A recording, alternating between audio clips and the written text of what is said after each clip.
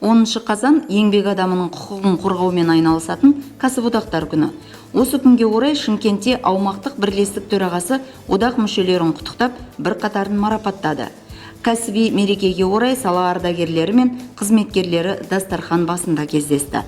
Салтанатты шараға қала әкімдігі, қалалық денсаулық сақтау басқармасы, энергетика және инфрақұрылымды дамыту басқармасы, автомобиль көлігі және жол мекемелері, агроөнеркәсіп кешеніне қарасты кәсіподақ мүшелері қатысты. Ұйымдастырушылар еңбек адамының құқығын қорғауда еңбек етіп жүрген азаматтарға алғыс білдіріп, сыйлықтарын табыс етті. Шымкент қаласы аумақтық кәсіподақ бірлестігі өзінің құрамына кіретін 8 салалық, 7 жергілікті жаңа кәсіподақтары бар. Оның құрамында 300-ге жуық бастауыш кәсіподақ ұйымы бар. Бүгін таңда Шымкент қаласында кәсіподақ бірлестігі әлеуметтік әріптестік аясында еңбек адамның еңбек құқығын қорғау ең басты мәселе.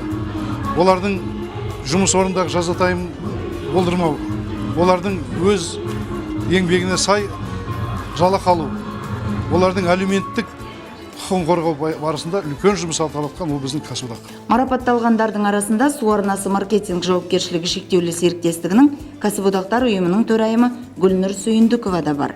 1000-ға жуық жұмыскерлері бар мекемеде жауапты салаға еңбек сіңіргеніне 4 жылға жуықтады. Еңбек ардагерлерімен де, еңбеккерлермен де жұмысты жүйелі атқарып келеді. Су арнасы мекемесі кәсіподақ ұйымының Астана қаласы федерациясының төрағасы Дәулеталин мырзаның қолынан алғыс хат алып отырмыз.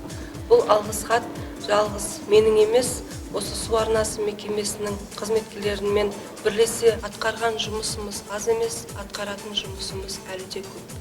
Жалпы Шымкенттік кәсіподақ құрамында 52 мыңнан астам адам бар. Сондықтан да өңірлік одақ Қазақстандағы ең ірі одақтың бірі болып саналады.